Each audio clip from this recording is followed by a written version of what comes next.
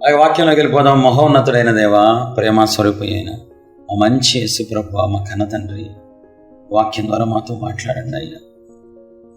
నన్ను మమ్మల్ని సరిచేయండి తండ్రి. వాక్యమైన దేవా, ఎక్కడ మీ వాక్కు వెళ్ళడవద్దు అక్కడ వెలుగు పుట్టిద్దని వాక్యం సెలవిస్తుంది. మాలో చీకట్లు ఉన్నాయి, చీకటి స్వభావాలు ఉన్నాయి, చీకటి లక్షణాలు ఉన్నాయి కాబట్టి మేము ఆశీర్వాదం పొందుకోలేకపోతున్నాం తండ్రి. ఈ ఉదయకాలం మందు ఈ వాక్యం ద్వారా మమ్మల్ని సరిచేయండి. మీ వాక్యం ద్వారా మమ్మల్ని సంధించండి తండ్రి. మీ వాక్యం ద్వారా మమ్మల్ని వెలుగు మార్గంలో నడిపించమని, మాలో ఉన్న అపోహలన్నీ తీసివేసి నూతనంగా మాతో మాట్లాడమని. అంతేకాకుండా ప్రభువా, నేను ఒక పాపిని, అపవిత్రుడిని తండ్రి. నా వల్ల ఎవరికి ఉపయోగం ఉండదు. మీరు మాట్లాడితే వాళ్ళకి చెడు జరిగిద్ది కానీ మంచి జరగదయ్యా. నేను నీచుణ్ణి, ఈ అపవిత్రుని మరుగు చేసి సిలువ చాటున ప్రభువా, మీరే నాలోకి వచ్చి నాతో మాతో మాట్లాడి మహిమ పొందమని నజరేయునేసే పరిశుద్ధమైన నామములో అడిగిపెట్టుకున్నాం పరమ తండ్రి. చాలా విలువైన సబ్జెక్ట్, చాలా పవర్ఫుల్ సబ్జెక్ట్. ఈరోజు మూలవాక్యంలోకి వెళ్ళిపోదాం. నేను మనుషులను సంతోషపెట్టగోరుచున్నానా? నేను ఎప్పటికీ మనుషులను సంతోషపెట్టువాడినైతే క్రీస్తు దాసుడను కాకయేపు. గలతీయులు 1:10. దేవుని సంతోషపెట్టే విషయం ఏంటో నీకు తెలియాలి. అసలు ఫస్ట్ దేవుడు మనసు ఏంటో నీకు తెలియాలి. దేవుడు ఎందుకు వచ్చారో యేసుప్రభువారు భూమి మీద నీకు తెలియాలి. క్రైస్తవ్యం ఎక్కడి నుంచి మొదలైందో నీకు తెలియాలి. ఏది పునాదో నీకు తెలియాలి. ఏ విషయం చేస్తే దేవుడు ఆనందిస్తారో నీకు తెలియాలి. అది తెలియకుండా నువ్వు ఎన్ని సంవత్సరాలు క్రైస్తవ్యంలో ఉన్నా, ఎన్ని సంవత్సరాలు చర్చికి వెళ్ళి వస్తున్నా ఏం ఉపయోగం ఉండదండి. ప్రతిదానికి ఒక క్రమం ఉంటుందండి. ఇల్లు కడటానికి ఒక క్రమం ఉంటుంది, పెళ్లి చేయడానికి ఒక క్రమం ఉంటుంది, పిల్లలను చదివించడానికి ఒక క్రమం ఉంటుంది. ఈ పిల్లల్ని డైరెక్ట్గా సెకండ్ క్లాస్లో వేసేయచ్చు కదండి. తొందరగా వెళ్ళిపోతాడు కదా, తొందరగా చదివేసి తొందరగా ఐఏఎస్ ఐపీఎస్ అయిపోయి మీకు బాగా డబ్బులు తీసుకొచ్చేస్తాడు కదా. ఎల్కేజీలో ఎందుకు వేస్తారు? పునాది ఎందుకు వేయటం? బిల్డింగ్ డైరెక్ట్గా ఫస్ట్ ఫ్లోర్ కట్టచ్చుగా. చెప్పాలి, అవునా కదా? మంచి మాట. నిలబడదు. ఎల్కేజీ నుంచి నువ్వు చదివించకపోతే నిలబడ్డో పడిపోతాడు చదువులో. బిల్డింగ్ కూలిపోద్ది. వెళ్ళి కూడా క్రమంగా చేయకపోతే దొరికాడు. ఇవాళ ఎవడో వచ్చాడు ఇంటికి, వీడేదో బాగున్నాడు కదా, వీటి సంబంధం చూసుకుని సాయంకాలం కల్లా పెళ్లి చేసేస్తే నిలబడిద్దా? ప్రతిదానికి ఒక క్రమం ఉంటుంది. నేనేం చెప్పదలుచుకున్నానంటే, క్రైస్తవ్యానికి ఒక క్రమం ఉంది. దేవుడు చెప్పిన క్రమం మనం పాటించాలి. మనం అనుకున్నది కాదు, లేకపోతే కొంతమంది సేవకులు స్వార్థపూరితంగా మొదలుపెట్టిన క్రమం కాదు. దేవుని క్రమం ఏంటి? అసలు యేసు ప్రభువారు ఏ ఉద్దేశంతో వచ్చారు? ఏం చేయమన్నారు? ఏం చేస్తే ఆయన సంతోషిస్తారు? అర్థం చేసుకోండి. చాలా విలువైన సబ్జెక్ట్. మనం నశించిపోతున్నాం, మానవులమైన మనం నశించిపోతున్నామని దేవుడు చూసి చూసి పరలోకం నుంచి ఇంకా లాభం లేదు, ప్రవక్తలను పంపించాను, మారట్లేదు. చాలామంది ప్రవక్తల్ని పంపించారు పాత నిబంధనలో మనుషుల్ని రక్షించడం కోసం, వాళ్ళని పరలోకానికి పరలోక మార్గానికి తీసుకెళ్తూ, లేదంటే నరకానికి తప్పించడం కోసం ఎంతోమంది ప్రవక్తలను పంపించారు దేవుడు పాత నిబంధనలో. అయినప్పటికీ ఏం ప్రయోజనం ఉండట్లేదు, ఇంకా లాభం లేదు. నా పిల్లలు నశించిపోతున్నారు, నా ప్రజలు నశించిపోతున్నారు, వీళ్ళు నశించిపోయి నరకానికి వెళ్ళిపోతున్నారని ఆయనే దిగి రావాల్సి వచ్చింది. ఇది మనకు తెలిసిన విషయమే. అయితే దిగి వచ్చిన ఆయన నువ్వు నశించిపోకుండా ఉండాలంటే, నువ్వు నరకానికి వెళ్ళిపోకుండా ఉండాలంటే, నీ జీవితానికి ఒక అర్థం, పరమార్థం ఉండాలంటే నువ్వేం చేయాలి, నేనేం చేయాలి ఆయన చెప్పారు బైబిల్లో. చూద్దాం. ఆయన చెప్పిన మాట, ఫస్ట్ మాట మార్కు సువార్త 1:14. ఆయన భూమి మీదకి వచ్చినప్పుడు ఆయన ఏం చెప్పారు, ఏం చేస్తే మనం దేవుడు ఆనందిస్తారు? మార్కు 1:14. యోహాను చెరపట్టబడిన తరువాత యేసు, కాలం సంపూర్ణమై ఉన్నది, దేవుని రాజ్యం సమీపించి ఉన్నది, మారు మనసు పొంది సువార్త నమ్ముడని చెప్పుచు దేవుని సువార్త ప్రకటించుచు గలిలయకు వచ్చి. సువార్త అంటే ఏంటి తెలుసా మీకు? అసలు సువార్త చెప్పే విధానం తెలుసా? ఏం సువార్త? ఇహలోకానికి సంబంధించి చెప్పకూడదు. సువార్త అంటే నీకు దేవుడు నమ్ముకుంటే బిల్డింగ్లు ఇస్తారు, 3 అపార్ట్మెంట్లు ఇచ్చి, 4 కార్లు ఇచ్చి, 5 బైకులు ఇస్తారు. ఇది కాదు సువార్త అంటే. నువ్వు నశించిపోతున్నావు, పోతావు నువ్వు నరకానికి. నువ్వు నేను నశించిపోతున్నాం, మనం చేసిన పాపాలు బట్టి మనందరం నరకానికి పోతున్నాం. అది తప్పించడానికి యేసు ప్రభువు వారు వచ్చారు. ఆయన రక్తం చిందించారు నీ పాపాల కోసం, నా పాపాల కోసం. అది నమ్మండి, మనం పరలోకం వెళ్తాం. ఫస్ట్ పరలోకం గురించి, 2 ఇహలోకంలో భూలోకంలో మనం బ్రతుకుతున్నాం కాబట్టి మనకి ఆయన ఏ లోటు లేకుండా చూసుకుంటారు. ఈరోజు ప్రపంచవ్యాప్తంగా సువార్తని రివర్స్ చేశారండి, రివర్స్ చేసి పారేశారు. వీళ్ళందరినీ ఏం చేయాలో నాకు అర్థం కావాలి. రండి మా చర్చికి రండి, మీ అప్పులు తీరుతాయి, మా చర్చికి రండి, మీకు పెళ్ళిళ్ళు అవుతాయి, మా చర్చికి రండి, మీకు పిల్లలు పడతారు, మా చర్చికి రండి. అసలు సువార్త ఇది కాదండి. దేవుడు చెప్పమన్న సువార్త ఇది కాదు. దేవుడు చెప్పిన సువార్త ఇది కాదు. బాప్తిసం వచ్చిన యోహాన్ చెప్పిన సువార్త ఇది కాదు. మొట్టమొదటి పాస్టరు యేసు ప్రభువారి తర్వాత సంఘానికి మొట్టమొదటి పాస్టరు పేతురు. ఆయన చెప్పింది సువార్త ఇది కాదు. మారు మనసు పొందండి, మారు మనసు పొందండి ప్రతి ఒక్కరూ. అర్థమవుతుంది అనుకుంటా. ప్రపంచ క్రైస్తవం పక్కొచ్చేసింది, వాక్యంలోంచి పక్కకి వెళ్ళిపోయింది, వాక్యంలోంచి పూర్తిగా పక్కకి వెళ్ళిపోయింది. నువ్వెవడవండి కొత్త బోధ కనిపెడతానికి? నువ్వు నేను ఏ పాఠంలో? ఆయన మహాదేవుడు అండి. అవోయ్ దేవుని ఇంత మనం ఏ పాఠం? మన జీవితం ఏ పాటదండి? భూమి నా పాదపీఠం, ఆకాశం నా సింహాసనం అన్న దేవుడు. అలా ఊహించుకోండి ఒకసారి. భూమి నా పాదపీఠం, ఆకాశం నా సింహాసనం అని చెప్పిన ఆయన ఎదుట నువ్వు 6 అడుగులు ఉన్నావు, లేకపోతే 7 అడుగులు ఉంటావు. ఎలా కనబడుతున్నావు అండి నువ్వు? అలాంటి నువ్వు నేను కొత్త కొత్త బోధలు కనిపెట్టావు. చాలా మంది సేవకులను కనుక ఈ ప్రశ్న అడిగాను అనుకో, నేను ప్రవక్తగా, ఏమంటారు తెలుసా? అలా చెప్తే ఎవడొస్తాడు? అలా చెప్పామనుకోండి, ఎవడొస్తాడు? నువ్వెవడవయ్యా మార్చడానికి? నువ్వెవడవే? జీవంగల దేవుడు ఏది చెప్తే అది చెయ్యాలి మనం, అంతే. సేవకులు ఆయన సేవకులు అన్నప్పుడు ఆయన చెప్పిందే చెయ్యాలి. మనం చెప్తే అది మన సేవ అయిపోద్ది, ఆయన చెప్పింది చేస్తే ఆయన సేవ అవుద్ది. ఇంటర్నేషనల్ కంపెనీలో పనిచేస్తున్నావు నువ్వు, ఒక డైరెక్టర్ ఉంటాడు నీకు, నువ్వు ఒక మేనేజర్, ఒక బ్రాంచ్కి. నువ్వు కొత్త కొత్త రూల్స్ కనిపెట్టకూడదు. డైరెక్టర్ ఏం చెప్తే మేనేజర్ అది చెయ్యాలి. నిజమా కాదా? న్యాయమా కాదా?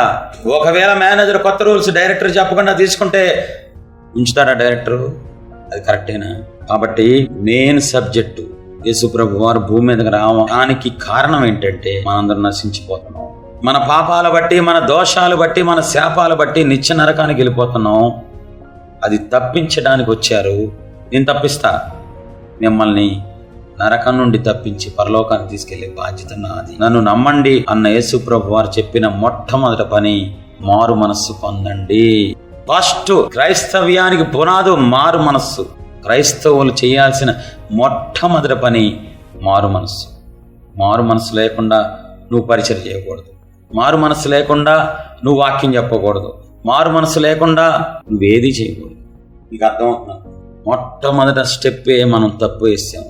మారు మనసు లేకుండా ఈరోజు ప్రపంచ క్రైస్తవులు కోట్ల మంది దేవుళ్ళకి వచ్చేసి ఏదేదో చేసేసి వాక్యం చెప్పేస్తున్నారండి. మారు మనసు లేకుండా, మారు మనసు లేకుండా సేవ చేస్తున్నారండి. అసలు మారు మనసు అంటేనే తెలియదండి. ఇంకా అంతగా సేవ చేయడం తర్వాత అసలు మారు మనసు ఎవరినైనా నుంచోబెట్టి దేవుని ప్రవక్తగా, ఒరే నువ్వు అసలు మారు మనసు అంటే ఏంటి చెప్పరా అని అడిగా అనుకో, నువ్వు విశ్వాసం. అదేనండి మారు మనసు అంటే. నీకు తెలిసిన భాషలో మారు మనసు అంటే ఏంటి? బైబిల్ ప్రకారం మారు మనసు అంటే ఏంటి? జీవితం జాగ్రత్తగానండి. విలువైన సబ్జెక్టు. దేవుని దృష్టిలో, నీ దృష్టిలో, సేవకుల దృష్టిలో కాదు, బైబిల్ ప్రకారం దేవుని దృష్టిలో మారు మనస్సు అంటే నా పాపాల నిమిత్తం, నేను ఒళ్ళు కొవ్వెక్కి చేసిన పాపాల నిమిత్తం ఆయన నాకు బదులుగా చనిపోయారు. నా స్థానంలో నా యేసయ్య చనిపోయారు.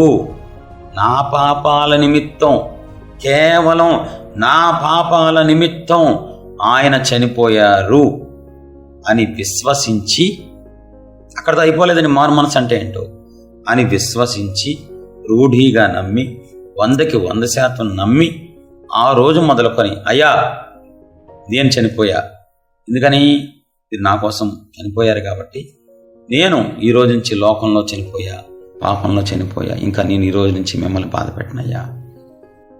నా పాపాల నిమిత్తం మీరు చనిపోయారు కాబట్టి ఈరోజు నేను మారు మనసు పొందుతున్నాను.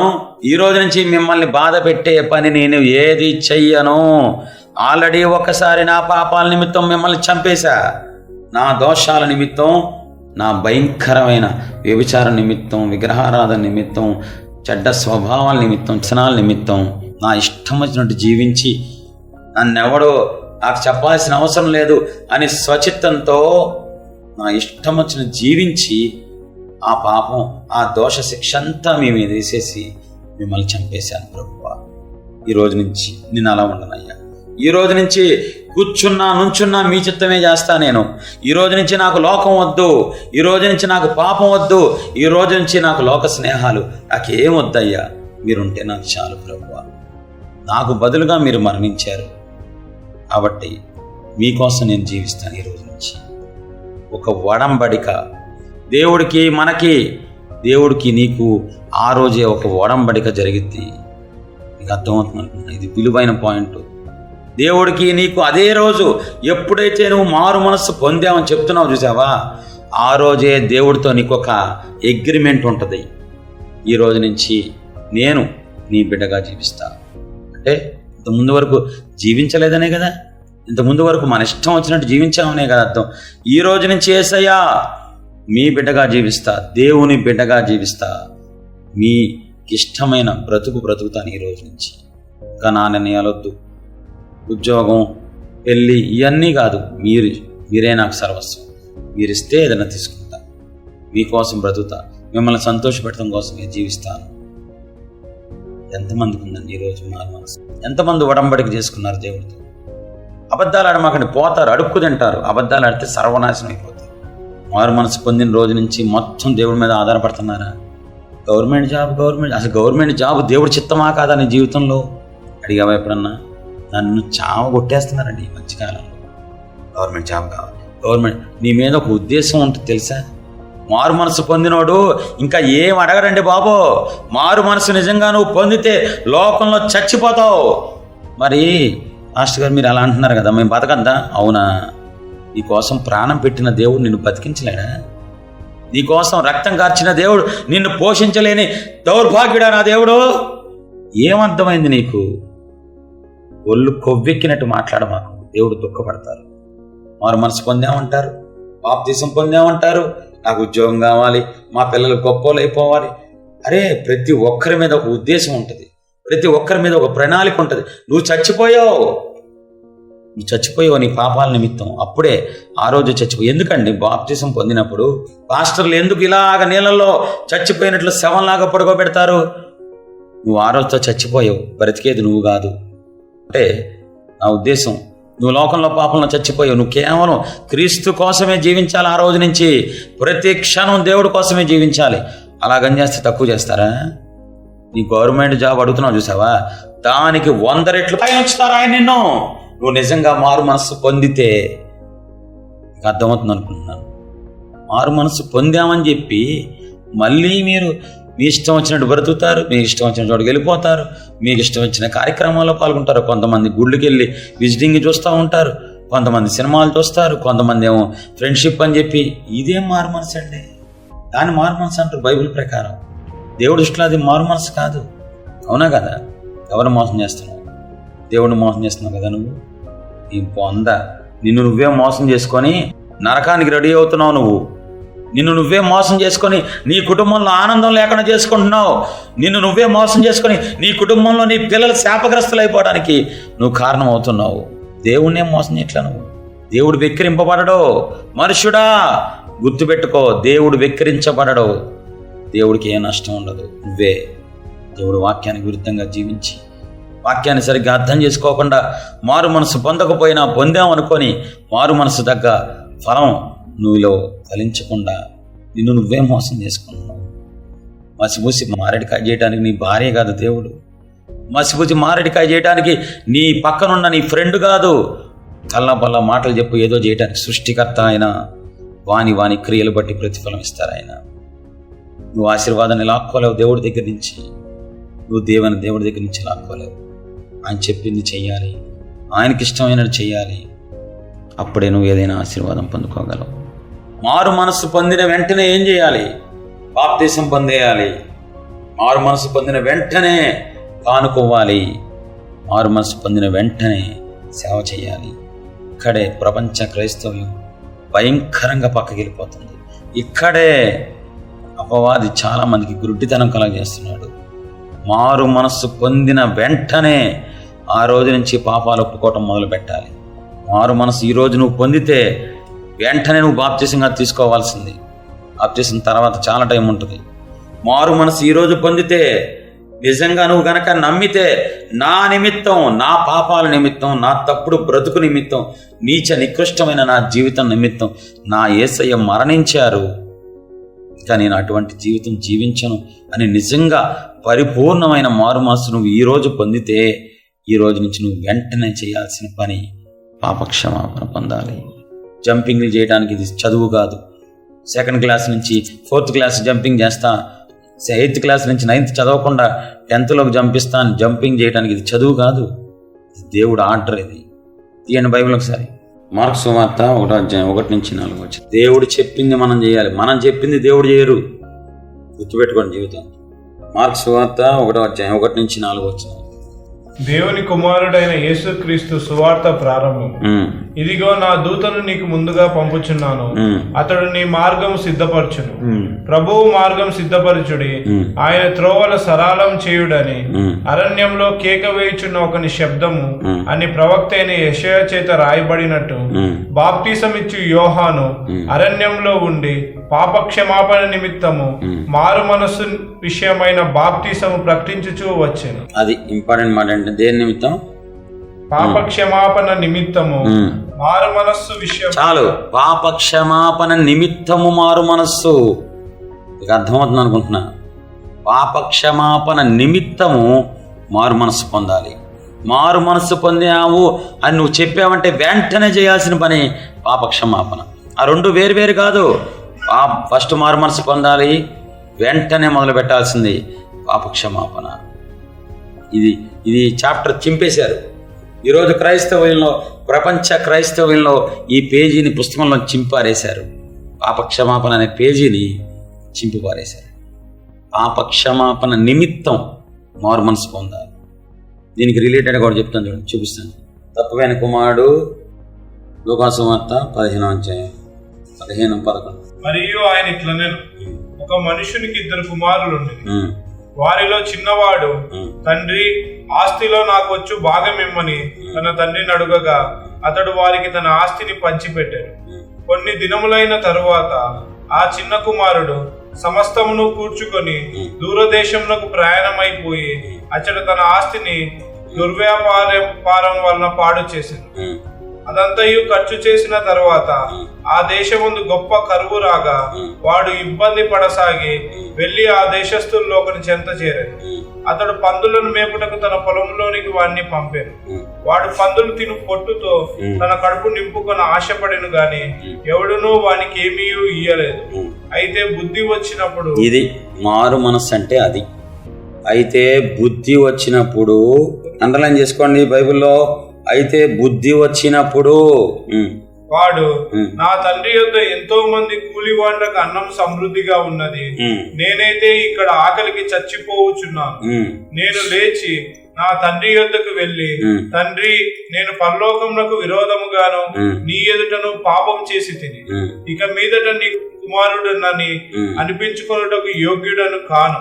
నన్ను నీ కూలి వారిలో ఒకనిగా పెట్టుకొనమని అతనితో చెప్తున్నానుకొని లేచి తండ్రి యొద్దకు వచ్చాను. వాడు ఇంకా దూరంగా ఉన్నప్పుడు తండ్రి వాడిని చూచి కనికరపడి పరిగెత్తి వాని మెడ మీద పడి ముద్దు పెట్టుకొని, అప్పుడు ఆ కుమారుడు అతనితో, తండ్రి, నేను పరలోకమునకు విరోధముగాను నీ ఎదుటను పాపం చేసి తిని ఇక మీదట నీ కుమారుడనని అనిపించుకున్నటకు యోగ్యుడను కానని. అయితే తండ్రి తన దాసులను చూచి ప్రశస్త వస్త్రం త్వరగా తెచ్చి వీనికి కట్టి వీని చేతికి ఉంగరం పెట్టి పాదములకు చెప్పులు తొడిగించుడి, ప్రొవ్విన పశువును తెచ్చి వధించుడి, మనము తిని సంతోషపడదాము. ఈ నా కుమారుడు చనిపోయి మరలా బ్రతికెను, తప్పిపోయి దొరికినని చెప్పాను. అంతటా వారు సంతోషపడసాగి. సూపర్ అండి. అసలు దీనికి మించింది క్రైస్తవ్యానికి మొత్తం క్రైస్తవ్యాన్ని ఫార్ములాగా చూపిస్తే, ఉపమానం చూపిస్తే దీనికి మించింది ఏది లేదండి. నాకు బాగా కనెక్ట్ అయిన ఉపమానం ఇది. ప్రాక్టికల్గా నేను అనుభవించి నేర్చుకున్న గొప్ప ఉపమానం అండి. తప్పువైన కుమారుడు గురించి తెలుసు. ఏం చేశాడు? తండ్రికి దూరం అయిపోయి ఏం చేశాడు? ఆస్తి తీసుకెళ్ళిపోయి దుర్వ్యాపారం, చెడ్డ వ్యాపారాలు, వ్యభిచారం చేశాడు, చండాల పనులు చేశాడు, తాగాడు, తందనాలాడాడు. మొత్తం అయిపోయింది. డబ్బంతా ఆరోగ్యం పాడు చేసుకున్నాడు, డబ్బు పాడు చేసుకున్నాడు. ఏం జరిగింది? పందుల పొట్టు కోసం ఎగబడుతున్నాడు. అప్పుడు బుద్ధి వచ్చిందట. అతనికి బుద్ధి వచ్చినప్పుడు మారు మనస్సు వచ్చింది అతనికి. వెంటనే వెళ్ళి ఏం చేశాడు? పాపాలు ఒప్పుకుంటున్నాడు. మర్చిపోవద్దు, నిజంగా నీకు మారు మనసు వస్తే, తప్పిపోయిన కుమారులాగా నువ్వు కనుక నిజంగా నీకు బుద్ధి వస్తే నెక్స్ట్ స్టెప్ ఏం చేస్తావు తెలుసా? పాపక్షమాపణ పొందుతావు. అంతేగాని ఎగిరి గంతెయ్యు నెలలో మునిగి బాప్తీసం తీసుకొని సేవ చేద్దాం పదండ్రా, పిచ్చ పిచ్చ వాగుడు వాగవు. నువ్వు క్రమం తప్పావా, నీకు ఆశీర్వాదం రాదు. అక్రమం చేయవాళ్ళారా నా యొద్ద నుండి పోండి. మారు మనసు పొందితే నిజంగా నువ్వు దేవుడి దృష్టిలో నువ్వు నిజంగా మారు మనసు పొందితే వెంటనే నువ్వు చేయాల్సిన పని పాపక్షమాపణ. ఇంకా మీకు ఎగ్జాంపుల్ చెప్తా. తప్పిపోయిన కుమారుడు చూపించాను కదా, లోకంలో ఒక ఎగ్జాంపుల్ చెప్తాను. మీరు నేను ఒకే చర్చ్ మెంబర్స్. మీలో ప్రతి ఒక్కరు కనెక్ట్ చేసుకోండి, ఇది బాగా అర్థమవుతుంది. మారు మనసుకి పాపక్షమాపణ రెండింటికి కలిపి ఒక ఎగ్జాంపుల్. మీరు చర్చిలో ప్రసంగం జరుగుతూ ఉంది, నేను స్పీడ్గా లేట్గా వచ్చాను. మీరు నేను ఒకే చర్చి. మీరు కింద కూర్చున్నారు, మీ చెయ్యి పక్కన పెట్టుకున్నారు వాక్యం వెంట. నేను షూ వేసుకొని ముందుకెళ్ళిపోయాను, మీకు చెయ్యి తొక్కుని ముందుకెళ్ళిపోయాను. రక్తం వచ్చింది. నాకు తెలిసింది చెయ్యి తొక్కానని, నాకు తెలిసింది ముందుకెళ్ళంగానే. నాకు తెలిసిన వెంటనే ఏం చేస్తాను? మనిషి అయితే, మామూలు మనిషి, నేను ఒక మనిషిని అయితే ఏం ఫీలింగ్ జరిగింది? ఫస్ట్ అయ్యో అని వస్తుంది లోపల నాకు.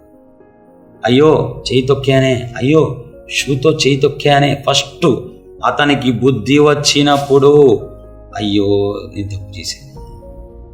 నేను కూడా ఏమనుకుంటాను? అయ్యో. ఫస్ట్ క్షమాపణ చెప్పరు ఎవడో. జాగ్రత్తగా అర్థం చేసుకోండి. ఫస్ట్ అయ్యో చెయ్యి తొక్కానే, ఉన్నా కదా. అయ్యో అనేది మారు మనసు పొందాను, బాధపడ్డాను, లోపల పశ్చాత్తాపడ్డాను. నెక్స్ట్ ఏం చేయాలి? వెళ్ళి కుర్చీలో కూర్చొని హాయిగా వాక్యం వింటున్నాను. నిన్నే తొక్కింది, రక్తం, నీకు ఎలా ఉంటుంది? ఎందుకు? నీ లోపల నేను పశ్చాత్తాపడ్డానుగా. ఎవరు చెప్పాలి?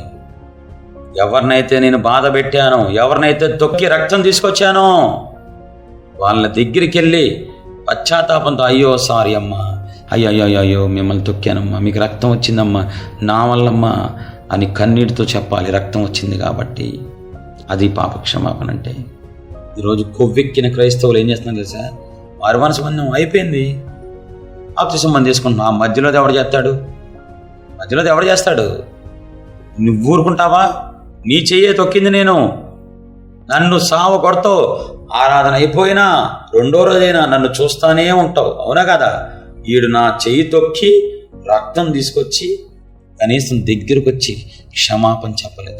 దేవుడు నిన్ను చూస్తూనే ఉన్నారు. చెయ్యకూడని దగులుబాజీ పనులు చేసావు నువ్వు. ఆయన ఎదుటే వ్యభిచారం చేసావు, ఆయన ఎదుటే విగ్రహారాధన చేసావు, ఆయన ఎదుటే దగులుబాజీ పనులన్నీ చేసావు నువ్వు. దేవుడు ఎదురు చూస్తున్నారు, నువ్వు ఎదురు చూసినట్లు. ఏనాడన్నా వెళ్ళావా దేవుడి దగ్గరికి? చెప్పావా నువ్వు? నేను వచ్చి నీకు క్షమాపణ చెప్పితే తప్ప నీ మనసు సెట్ అవ్వదు. నేను వచ్చి పశ్చాత్తాపంతో కన్నీటితో అయ్యా అమ్మ క్షమించమ్మా, నేను మీ చేయి తొక్కానమ్మా, షూ ఎత్తి తొక్కానమ్మా, అయ్యో రక్తం వచ్చింది నా వల్ల అని చెప్పేదాకా నీ మనసు గాయం తగ్గదు. మారు మనసు పొందిన వ్యక్తి వెంటనే తను చేసిన ప్రతి పాపాన్ని గుర్తు చేసుకొని కొంతకాలం దేవుడు పాదాల దగ్గర గడుపుతాడు. అయ్యో నా వల్ల మీరు బాధపడ్డారయ్యా, మీరు నన్ను మంచిగా సృష్టిస్తే నేను తప్పుడు బ్రతికానయ్యా. అలా చెప్పేదాకా ఆయన గాయం తగ్గదు. అది పాపక్షమాపణ అంటే. ఇది మర్చిపోయారు, సేవకుల దగ్గరుండి చేయించాలి, ఇది చేయించట్లేదు. ఎందుకు? 20 ఏళ్ళు 30 ఏళ్ళు 40 ఏళ్ళు అయినా మీ జీవితాలు ఎందుకంటే మారట్లేదు? ఆత్మీయంగా మారాలి, భౌతికంగా, 2 రకాలుగా. ఆత్మీయంగా ఎందుకు దగ్గర అవ్వలేదు నువ్వు? 100 సార్లు బైబిల్ చదివితే దగ్గర మరి అవ్వాలిగా. దేవుడు దగ్గర అవ్వాలిగా. ఆత్మలు ఎదుగుతూ ఉండాలిగా నువ్వు రోజు రోజుకి. నీ బోడి సీనియారిటీ ఎవరికి కావాలి? నువ్వు ఎదగాలి. నువ్వు ఎదిగితే దేవుడికి నీ కనెక్షన్ కావాలి. నా గొర్రెలు నా స్వరం వింటాయి. నువ్వు ఆయన గొర్రెవైతే ఆయన స్వరం వినాలి. నువ్వు ఆయన గొర్రెవైతే పరిశుద్ధాత్మ నడిపింపులోకి వెళ్ళిపోవాలి. నువ్వు ఎందుకని క్రమం తప్పేసావు? నీకేం తెలియట్లా, స్తుతించడానికి ఏం తెలియదు, ఆరాధన చేసిన అనుభవించలేవు, నువ్వేం చేయలేవు. ఇంకా ఎందుకని ఈ సీనియారిటీ నెత్తికేసి కొట్టుకో. మారు మనసు పొంది పాపక్షమాపణ పొందితే అప్పుడు ఉంటుందండి నిజమైన క్రైస్తవ జీవితం. కాబట్టి అర్థం చేసుకోండి, మారు మనసు చాలా ఇంపార్టెంట్. మారు మనసు పొందిన వెంటనే పాపక్షమాపణ చాలా ఇంపార్టెంట్. ఈ రెండు కలిపి ఉండాలి. అప్పుడు యేసు రక్తంలో నీ ప్రతి పాపం వెంటనే అవదండి, ఒక రోజులో అవదు. ఒళ్ళు దగ్గర పట్టుకునేనండి, ఒక రోజులో 10 రోజుల్లో పాపక్షమాపణ అవ్వదు. కొంతకాలం పడుతుంది. అది మీరు ఒప్పుకునే దాన్ని బట్టి, మీరు కాల్చే కన్నీరు బట్టి, మీరు చేసిన పాపాల బట్టి. ఒక రోజులో పూటలో 3 గంటలు అయ్యేది కాదు. కాబట్టి జాగ్రత్తగా అర్థం చేసుకోండి. మారు మనసు పొంది కొంతకాలం పాపక్షమాపణ పొందిన తర్వాత అప్పుడు బాప్టిజం పొందితే అప్పటి నుంచి నిజమైన క్రైస్తవులు. ఆశీర్వాదాలకి ఇంకా మామూలుగా ఉండదు కొదువు. నువ్వు అడగాలే కానీ దేవుడు ఏదైనా ఇస్తారు నీకోసం. అది క్రమం. ఎప్పుడు ఆనందిస్తారు దేవుడు నిన్ను బట్టి? మారు మనసు పొందితే. ఒక పాపి మారు మనసు పొందితే పరలోకంలో దేవదూతలతో సహా ఆయన సంతోషిస్తారంట. నువ్వు దేవుని సంతోషపెడుతున్నావా? మన మూలవాక్యం. దేవుని సంతోషపెడుతున్నావా? మారు మనసు పొందిన ఆటోమేటిక్గా పాపక్షమాపణ పొందుతాడండి. ఆ రెండు జంట మారు మనసు పొందిన వెంటనే పాపక్షమాపణ మొదలెడతారు. నేను 2015లో మారు మనసు పొందా, కానీ బాప్తిసం అప్పుడు పొందా. 2003లో పొందా, ఇష్టం వచ్చినట్టు చేశా, అర్థం లేదు, నాకు మారు మనసు లేదు. 12 సంవత్సరాలు నామకార్థ క్రైస్తవం చేశా. నేనేమి పెద్ద గొప్పవాడిని కాదు, నేను మీలాగా తప్పు చేసినండి, పొరపాటు చేసినండి. కానీ దేవుడు నాకు అవకాశం ఇచ్చారు 2015లో. అప్పుడు 12 సంవత్సరాల నామకార్థ క్రైస్తవ్యం తర్వాత 15లో మారు మనసు పొందాను, పాపక్షమాపణ పొందాను. ఈరోజు నా జీవితం అద్భుతంగా, ఆశీర్వాదంగా, అనేక మందికి దీవెనకరంగా మారిపోయింది యేసునామములో. నీ జీవితం కూడా మారిపోద్ది. నువ్వు సిద్ధంగా ఉన్నావా? నువ్వు ఈరోజు నిజంగా పూర్తిగా మారు మనసు పొంది పాపక్షమాపణ మొదలు పెడతావా? ఇప్పటి నుంచి అయినా ప్రార్థన చేసుకుందాం.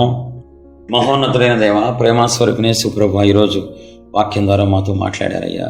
నిజమైన మారు మనసు అంటే ఏంటో, మారు మనసు పొందిన వెంటనే మేము ఏం చేయాలో సూటిగా వాక్యం ద్వారా మాతో మాట్లాడారు.